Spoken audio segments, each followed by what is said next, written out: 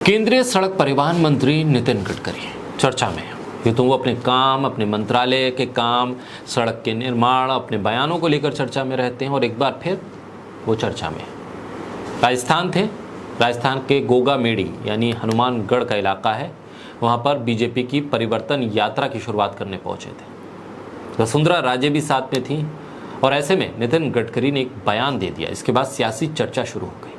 गडकरी ने जिस अंदाज में वसुंधरा राजे के पुराने कामों को गिनवाते हुए फिर आगे मौका देने की अपील की, उसने चर्चा गर्म कर दी है कि क्या बीजेपी के भीतर वसुंधरा को दरकिनार करने की जो आवाज़ें उठ रही हैं उस पर गडकरी अब सख्त हो रहे हैं।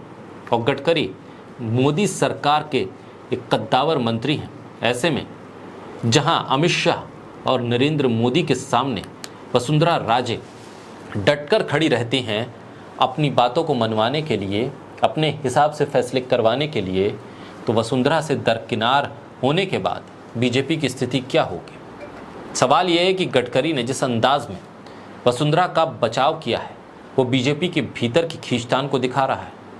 क्या ये बता रहा है कि वसुंधरा से इतर जो राजस्थान में बीजेपी का गुट है वो जो काम करने की कोशिश कर रहा है उसको चेता दिया है गडकरी ने कि वसुंधरा के अलावा कोई और चेहरा नहीं हो सकता।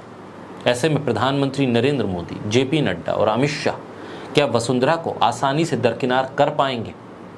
यूं तो वसुंधरा के इस कद को लेकर बीजेपी के भीतर भी चर्चा है कि आने वाले वक्त में वसुंधरा का विकल्प अब बीजेपी ढूंढ रही है। बोलता हिंदुस्तान पर मैं हूं आपके साथ बिरसा शाकिर अली बेग। गडकरी ने जिस अंदाज में वसुंधरा राजे सरकार के पुराने कामों को गिनवाया और फिर से मौका देने की अपील की, गडकरी के इस अंदाज को वसुंधरा राजे को मौका देने की अपील से जोड़कर देखा जा रहा है। गडकरी ने घोड़ों और गधों की तुलना करके विरोधियों पर सियासी तंज कसा। उन्होंने किसी का नाम नहीं लिया। ऐसे में सियासी अटकलें लगना शुरू हो गई। एक मौका जरूर मिल गया। गडकरी ने कहा, फिर से एक बार पुराने भाजपा के शासन को याद कीजिए। आज मैं मंदिर में गया था, मंदिर के पुजारी और वहाँ के भक्त मुझे कह रहे थे ये मंदिर किसने बनाया।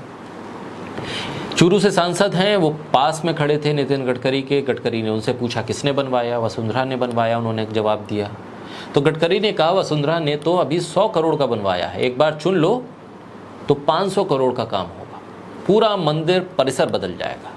गडकरी ने कहा ये फर्क होता है। गडकरी ने एक शायराना अंदाज में बात कही। उन्होंने कहा किसी को कह नहीं रहा हूँ, किसी का नाम नहीं ले रहा हूँ, फिर भी उन्होंने कहा इधर गधे उधर गधे, सब तरफ गधे ही गधे, अच्छे घोड़े को नहीं है घास, गधे खा रहे हैं चमनप्राश।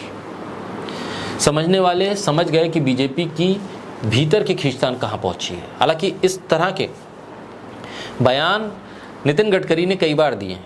एक गधे और घोड़े का एग्जाम्पल देकर जो वो बयान दे रहे हैं चमनप्राश वाला, ये यूपी का जब विधानसभा चुनाव था तब भी उन्होंने दिया था और इससे पहले भी वो कई बार इसको कोट कर चुके हैं और एक बार राजस्थान में ही कोट कर रहे हैं। नितिन गडकरी अपने काम और बेबाक बयान के लिए जाने जाते हैं।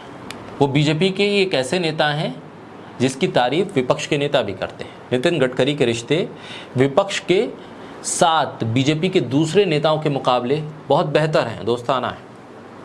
इसके साथ कई बार वो चर्चा में भी रहते हैं। इस बात की भी चर्चा होती है कि नितिन गडकरी पीएम फेस हो सकते हैं बीजेपी की तरफ से, एनडीए की तरफ से। गडकरी की आरएसएस से निकटता बहुत ज़्यादा है, जगजाहिर है। इसलिए गडकरी के नाम पर बीजेपी के भीतर भी सहमति आरएसएस बना सकती है। शायद यही वजह है कि पीएम मोदी से नितिन गडकरी के रिश्तों को लेकर चर्चा गर्म रहती है कि दोनों में अनबन है। कई बार तो गडकरी के मंत्रिमंडल से छुट्टी हो जाने की अटकलें भी लगाई गई, लेकिन ऐसा हुआ नहीं। विपक्ष भी पीएम मोदी के सामने गडकरी की चर्चा को हवा देकर चुटकी लेता है। बहरहाल जिस तरह से राजस्थान में नितिन गडकरी ने गधों को लेकर शायराना अंदाज में बयान दिया, उससे अंदाज़ा तो इस बात का ही लगाया जा रहा है कि बीजेपी में वसुंधरा राजे के खिलाफ बन रहे बीजेपी के भीतर के गुट को गडकरी ने निशाने पर लिया है।